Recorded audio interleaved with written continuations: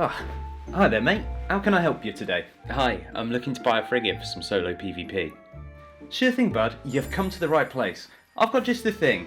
You see that? Over there? That's the ship that anyone who is anyone is flying right now. Oh, wow. Yeah, that does look incredible, but it might be a little too shiny for me. How much are we looking at? It's a special offer for you today, my friend. 70 Milisk, and it's yours. Fully fit. I'll even throw in a 6-pack of Quaff Zero if you take it away today. Yeah, I think that might be a little out of my price range. I'm still mining in a venture. Do you have anything a bit cheaper? Well, we have that. It's perfect. Welcome, ladies and gentlemen, to what I believe may be the only Tech 1 solo PvP frigate guide that you will ever need.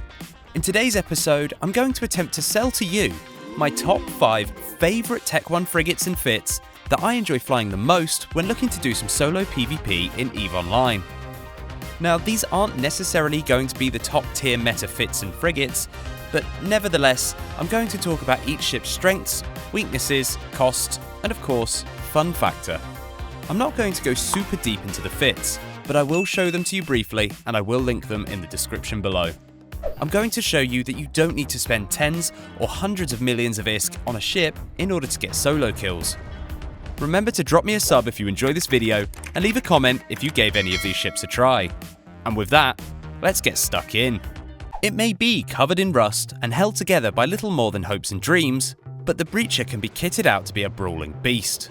With a 2% power grid implant, this absolute unit is capable of fitting not just one, but 2 medium ancillary shield boosters, allowing you to go toe-to-toe with Navy frigates and even destroyers. In faction warfare, you can use this ship as a phenomenal Plex defender. Enter a complex, stay in position as you land, and wait for your prey to enter. You'll be sat right on top of the enemy as they land, ready to pounce. The Breacher often lures opposing faction frigates and Tech 1 destroyers into a false sense of safety. You may have a limited time to kill your opponent before your cap charges run out, but as long as you have some reasonable rocket skills, you should be able to get yourself a kill to tell your friends about. This brawling Breacher is however highly susceptible to being kited. If the opposing ship is micro warp drive fit and outside of your warp scram range, you're very likely screwed. This whole fit comes in at just under 10 mil. The Minmatar Breacher may look like something that picks up your local radio station, but it truly is a ship to fear. Next, let's take a look at something that likes to kite. The Crucifier is a Mars Tech 1 E-War frigate, and isn't necessarily known for its solo capabilities. However, it is incredibly satisfying to fly, and in my opinion, one of the coolest looking frigates in the MR line. The Crucifier's strength lies in its hull bonuses. Given its boost to guidance and tracking disruptors, you have the ability to reduce your target's range or tracking to almost nothing, depending on your choice of scripts. Equipping a tracking disruptor or 2 on the ship enables you to get a pretty extreme leg up on your opponent. You can fit the Crucifier in a couple of different ways, but this is my personal favourite, designed to stay well away from the enemy. This fit comes in at about 14 mil. Like most ships, the Crucifier isn't without its cons. Whilst it does give you immense satisfaction to blow up a ship that wasn't able to touch you, it also means you have to be very specific about which fights you take. Not only does this limit the number of engagements on offer, but also requires a certain degree of knowledge about the ship that you're fighting and how it's potentially fit. Some would argue that the Amar Slicer is a better design for solo PvP, and I don't entirely disagree, but there is just something about the Crucifier that really puts a perk in my gherkin.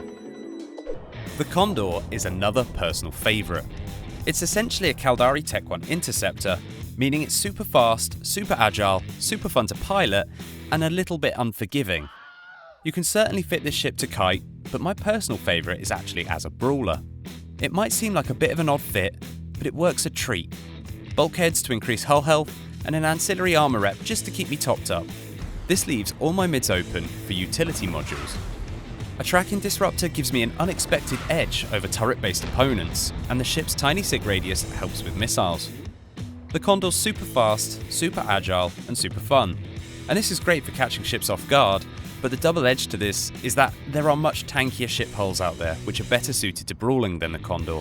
The total cost for my fit is about 13.5 mil. I'd say give this ship a go, and you might be pleasantly surprised. Next up, we have a favourite amongst the bitter vets and newbies alike. The Tristan is a Galent drone boat, boasting the ability to field 5 devastating light drones whilst bearing an immense tank and having a whole arsenal of different fitting options. Much like the Breacher and the Crucifier, the Tristan can be fit as either a brawler or a kiter, or even as a nuke boat. You can comfortably pump out around 120 to 140 DPS either as a brawler or a kiter, and this damage is easily applied thanks to the tracking bonus the hull has on offer, meaning you won't have any trouble tracking those speedier targets or opposing drones. The kiting fit that I usually fly is incredibly powerful, but incredibly simple. No guns, no webs, just a warp disruptor and a micro warp drive as its only active modules. A rather prominent downside of the Tristan, however, is its lack of speed and agility. This means you'll need to pick your battles carefully, as a number of other ships might be able to get away from you quite easily, or even worse, get on top of you. The average fit comes in at 8 to 11 million, so it shouldn't break the bank.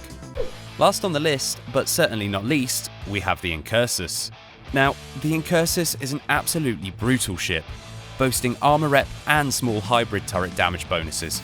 This ship was designed to be smack bang in the middle of the action, tearing its enemies apart with its hybrid guns and surviving everything thrown at it. There's a lot of discussion around how to properly fit an Incursus. You'll often see fits with dual armor reps, and in certain scenarios this can be incredibly powerful and honestly terrifying to come across.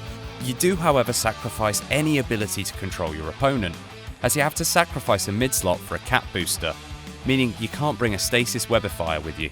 Personally, I prefer a slightly more balanced setup. Oh yeah, and I know I mentioned a moment ago that the Incursus has bonuses to hybrid turret damage, but did I mention how much of a bonus it gets? 5% per level. That's a 25% boost at Gallant Frigate level 5. I'm casually rocking upwards of 170 DPS with faction ammo. That's not too shabby for a T1 frigate. So what are the downsides to this seemingly unstoppable ship? Well, the main flaw with the Incursus is that it's an immensely strong hull for a frigate, so not many people are going to want to fight you unless they know they're going to win.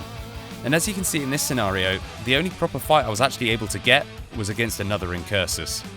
This fit comes in at just under 10 mil. The Incursus is an absolute beast, but use it wisely, as only the strongest will want to go toe to toe with you. Well, hopefully I've inspired you today to jump into a Tech 1 frigate and to get out there and blow up some noobs. You don't need to break the bank to start padding your kill board. Remember to subscribe to this channel, else I'll convince you to fly Logi for me.